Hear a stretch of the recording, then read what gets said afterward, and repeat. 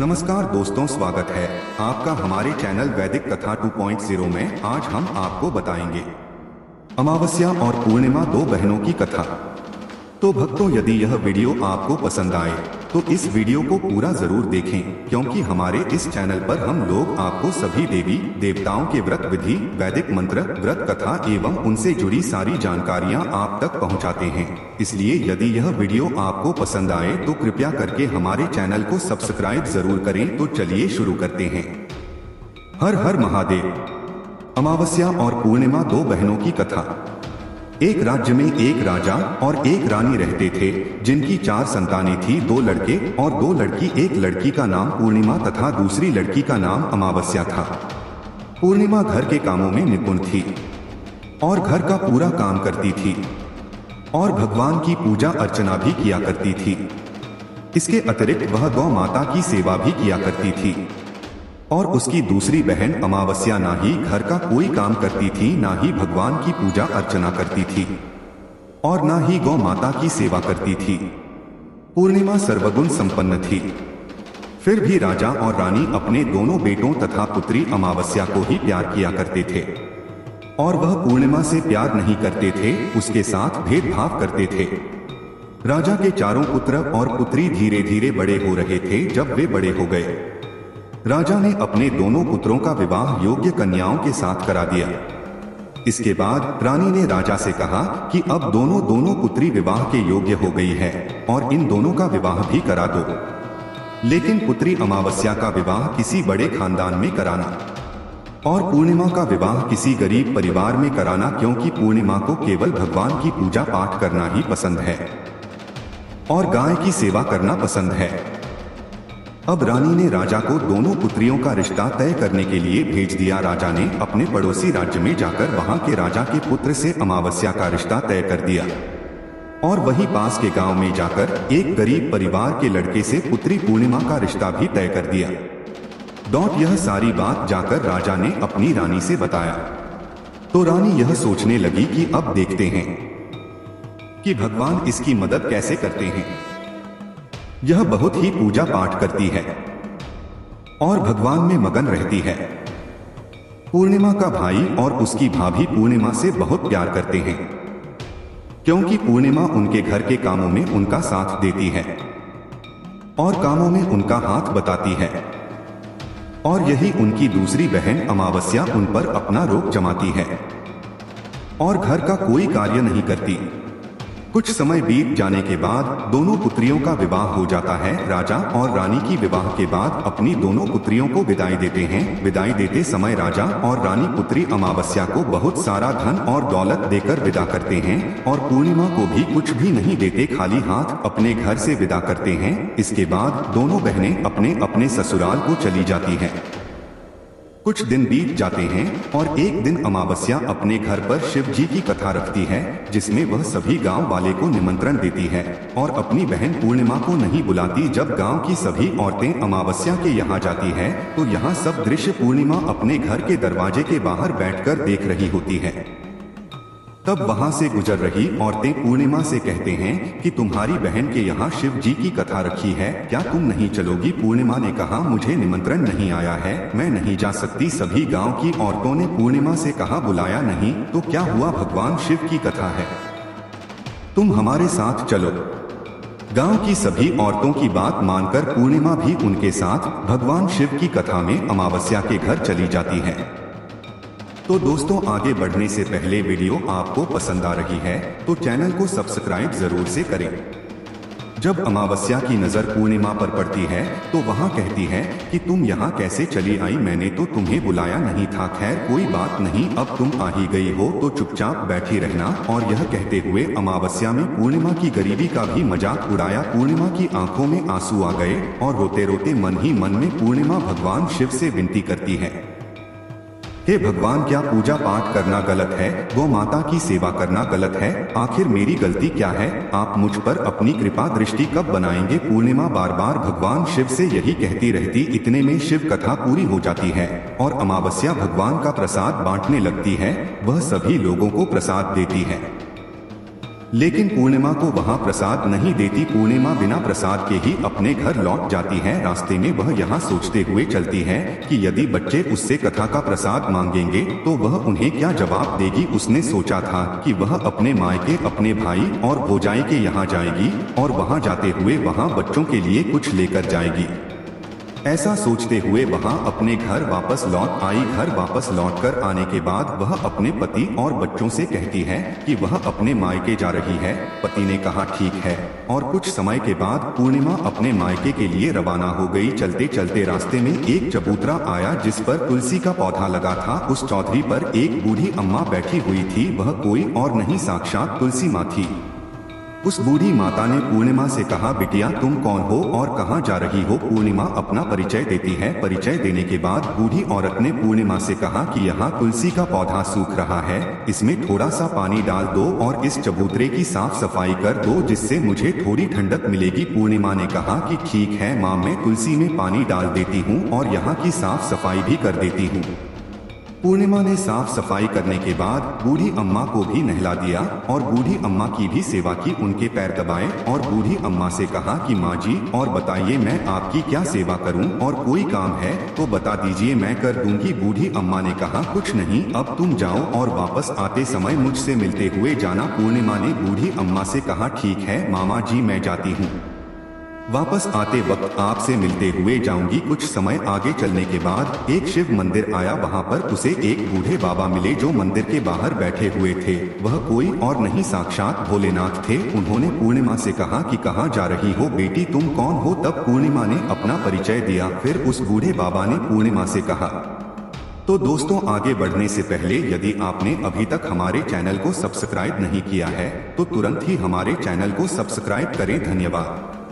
इस चबूतरे की और इस मंदिर की सफाई कर दो। तब पूर्णिमा ने मंदिर की और चबूतरे की साफ सफाई कर दी और वहां पर पूजा पाठ अर्चना भी की। और साफ सफाई पूजा अर्चना करने के बाद उन्होंने बूढ़े बाबा को भी नहला दिया और उनसे कहा कि बाबा और कोई काम हो तो बताइए। तब बूढ़े बाबा ने कहा नहीं बेटी, अब तुम जाओ और वापस आते वक्त मुझसे मिलते हुए जाना। पूर्णिमा ने कहा ठीक है बाबा, मैं जाती हूँ, वापस आते हुए आपसे मिलते हुए जाऊंगी। आगे चलते चलते कुछ दूर चलने के बाद पूर्णिमा को एक काली जी का मंदिर दिखा। वहां भी एक बूढ़ी अम्मा चबूतरे पर बैठी हुई थी। उस बूढ़ी औरत ने भी पूर्णिमा से कहा कि बेटी तुम कौन हो, कहाँ जा रही हो। तब पूर्णिमा ने उस बूढ़ी औरत को भी अपना परिचय दिया। बूढ़ी औरत ने पूर्णिमा से कहा कि यहाँ पर सभी पूजा पाठ करने के लिए आते हैं लेकिन मंदिर की साफ सफाई करने के लिए कोई नहीं आता, इसीलिए तुम मंदिर की और चबूतरे की साफ सफाई कर दो। पूर्णिमा ने कहा ठीक है माताजी। और पूर्णिमा मंदिर की और चबूतरे की साफ सफाई कर देती है और पूजा पाठ भी करती है और माताजी का श्रृंगार कर देती है और उस बूढ़ी अम्मा को भी नहला देती है और बूढ़ी अम्मा के पैर दबाती है और कहती है कि सभी काम हो गया है माँ जी, और कोई काम हो तो बताइए। बूढ़ी अम्मा कहती है कि नहीं बेटी, अब तुम जाओ लेकिन वापस आते वक्त मुझसे मिलते हुए जाना। पूर्णिमा कहती है ठीक है और वह आगे चली जाती है। आगे चलते चलते एक नदी आती है।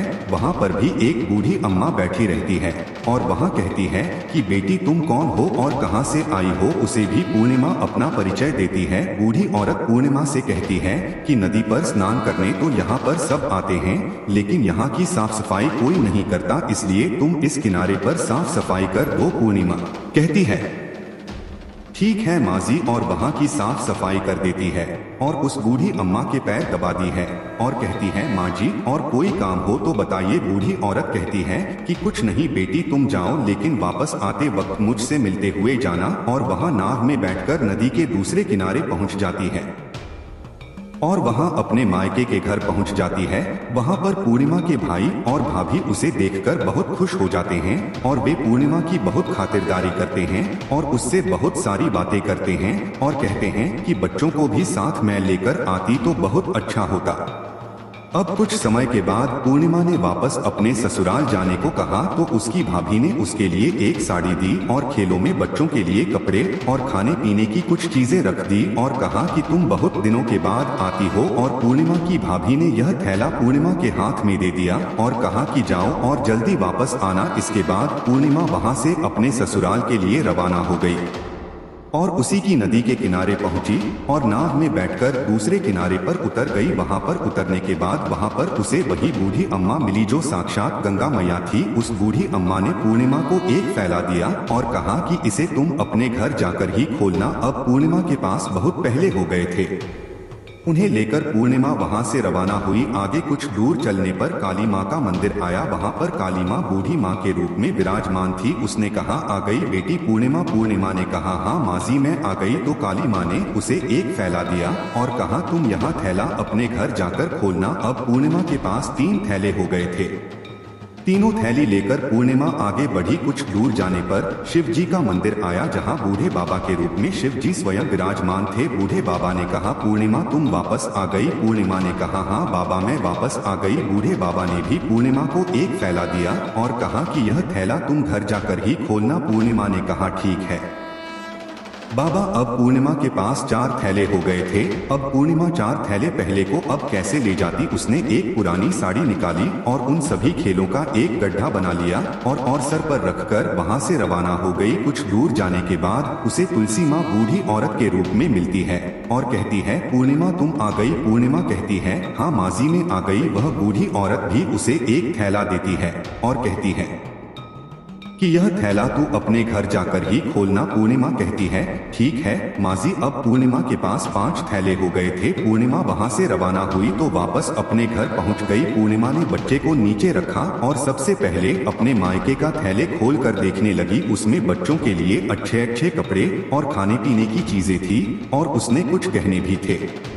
पूर्णिमा ने कपड़े अपने बच्चों को दे दिए और खाने पीने की चीजें भी बच्चों को दे दी। बच्चे यह सब पाकर बहुत खुश थे। आप पूर्णिमा ने दूसरा थैला खोला जो उसे गंगा मैया ने दिया था। उसमें ढेर सारे हीरे जवाहरात सोना चांदी आदि था। इसके बाद अब पूर्णिमा ने तीसरा थैला खोला जो उसे काली माँ ने दिया था। उसमें बहुत सारा सोना सिंगार का सामान भरा हुआ था। इसके बाद पूर्णिमा ने चौथा थैला खोला जो उसे भगवान शिव ने दिया हुआ था।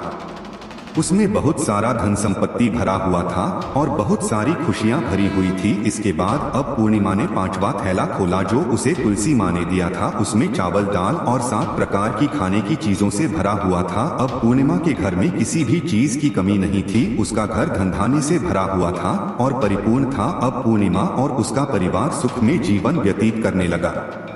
अब पूर्णिमा के मन में विचार आया कि क्यों ना शिव जी की कथा कराई जाए और शिव जी की कथा में एक कार्यक्रम रखा। पूर्णिमा ने गांव के सभी लोगों को निमंत्रण दिया और घर घर जाकर सभी लोगों को बुलाया। पूर्णिमा अपनी बहन अमावस्या के घर भी गई और अमावस्या को भी शिव जी की कथा के लिए उसने अपने घर पर बुलाया। जब अमावस्या पूर्णिमा के घर शिव जी की कथा में आई तो उसने देखा कि पूर्णिमा के घर में किसी भी चीज की कोई कमी नहीं है।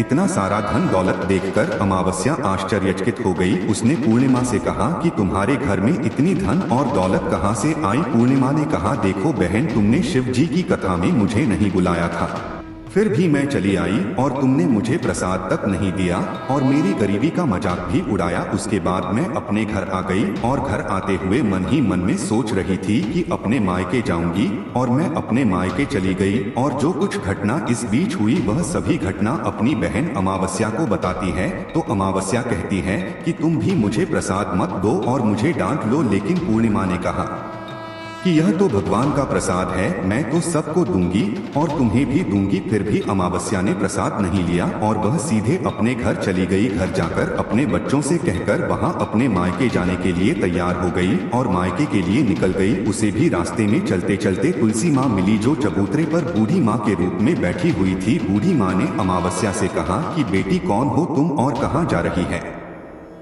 अमावस्या ने अपना परिचय दिया। बूढ़ी माँ ने कहा, बेटी यह तुलसी का पौधा सूख रहा है, इसमें थोड़ा सा पानी डाल दो और इस चबूतरे की साफ सफाई कर दो। इस पर अमावस्या ने कहा, बुढ़िया तुझे दिखाई नहीं दे रहा कि मैंने इतनी महंगी साड़ी पहन रखी है, यह गंदी हो जाएगी। ऐसा कहकर वहां से आगे चली गई। आगे जाने पर उसे भगवान शिव मिले जिसे भी उसने ऐसा ही कहा। उसके बाद आगे जाने पर उसे काली माँ मिली जिससे भी उसने यही सारी बातें कही। आगे जाने पर उसे गंगा मिले जिसे भी उसने यही सब कहा और आगे चली गई। इसके बाद अमावस्या जब नाव में बैठने लगी तो उसे नाव में फूलों की जगह कांटे भरे थे। जो उसके पैरों में शुभ रहे थे, किनारे पर उतरकर वहां अपने मायके चली गई। जब वहां उसे उसकी भाभियों ने तथा भाइयों ने देखा तो मन ही मन में कहने लगे कि काम की ना काज की ढाई मन अनाज की, अब आ ही गई हो तो ठीक है। पूर्णिमा तो हमारे कामों में हाथ बताती थी, यह कोई काम करेगी तो नहीं। अब उन्होंने खाना बनाया और खा पीकर सभी सो गए। अमावस्या जब सुबह उठी और अपनी भाभियों से कहा कि मैं अपने ससुराल जा रही हूँ। उन्होंने कहा कि ठीक है जाओ। अमावस्या बोली, पूर्णिमा को तो तुमने एक फैला दिया था और मुझे कुछ नहीं दोगे क्या भाई? और भाभी ने कहा कि तुम घर जाओ, थैले तुम्हारे घर पहुँच जाएगा। फिर अमावस्या वहाँ से निकल गई और नदी के किनारे पर पहुँची। वहाँ गंगा मैया बूढ़ी औरत का रूप धारण करके बैठी हुई थी। बूढ़ी माँ ने कहा आ गई बेटी? तो उसने कहा हाँ मैं आ गई। अमावस्या ने कहा तुमने पूर्णिमा को एक फैला दिया था और मुझे नहीं दोगी क्या? बूढ़ी अम्मा ने कहा तुम घर जाओ, थैले तुम्हारे घर पहुंच जाएगा। इसके बाद आगे जाने पर उसे काली मैया मिली, जिसने भी अमावस्या को यही कहा। इसके बाद आगे जाने पर उसे शिव भगवान मिले, जिन्होंने भी अमावस्या से यही कहा। इसके बाद आगे जाने पर उसे तुलसी माँ मिली और उसने भी अमावस्या से यही कहा तुम घर जाओ, थैले तुम्हारे घर पहुंच जाएगा। अमावस्या अपने घर पहुंच गई है। आंगन में ने देखा तो वहां पर 5 थैले पड़े हुए थे। अमावस्या ने मन ही मन सोचा कि अब तो मेरे पास बहुत सारी धन और दौलत आ जाएगी। जल्दी जल्दी उसमें सभी थैले को खोला। किसी में मिट्टी थे तो किसी ने पत्थर, किसी में कंकर और किसी में कोयला। उसे मायके से भी कुछ नहीं मिला था।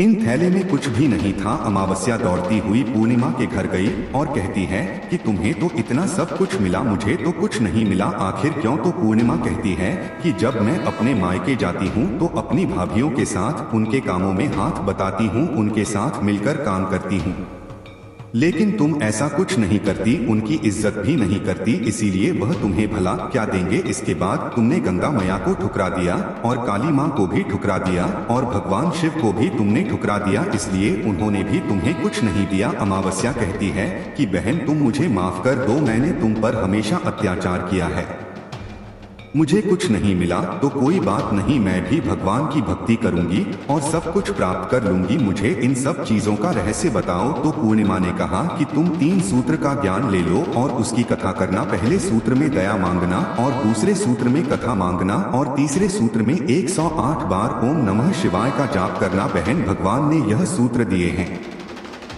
इनको अपने हृदय में बसा लेना। मैंने भी यह 3 सूत्र अपने जीवन में अपनाए थे और सच्चे मन से भगवान की भक्ति पूजा पाठ की थी। फिर भगवान ने मुझे यह सब कुछ दिया और तुम्हारे पास जो कुछ था वह भी सब खत्म हो गया। इसके बाद अमावस्या अपने घर गई और भगवान की पूजा पाठ करने लगी। भगवान शिव से उसने माफी मांगी और गौ माता की सेवा भी की और दूसरों की मदद भी करने लगी। इस तरह से वीडियो यहीं समाप्त होता है। भक्तों, हमारे इस चैनल पर हम लोग आपको सभी देवी देवताओं के व्रत विधि, वैदिक मंत्र, व्रत कथा एवं उनसे जुड़ी सारी जानकारियां आप तक पहुंचाते हैं। इसलिए यदि यह वीडियो आपको पसंद आए तो कृपया करके हमारे चैनल को सब्सक्राइब जरूर करें। हम लोग आपके मंगल जीवन की कामना करते हैं। सदा स्वस्थ रहें, मस्त रहें और व्यस्त रहें। तो मिलते हैं अगले वीडियो में, जब तक आप लोग अपना ध्यान रखिएगा। हर हर महादेव।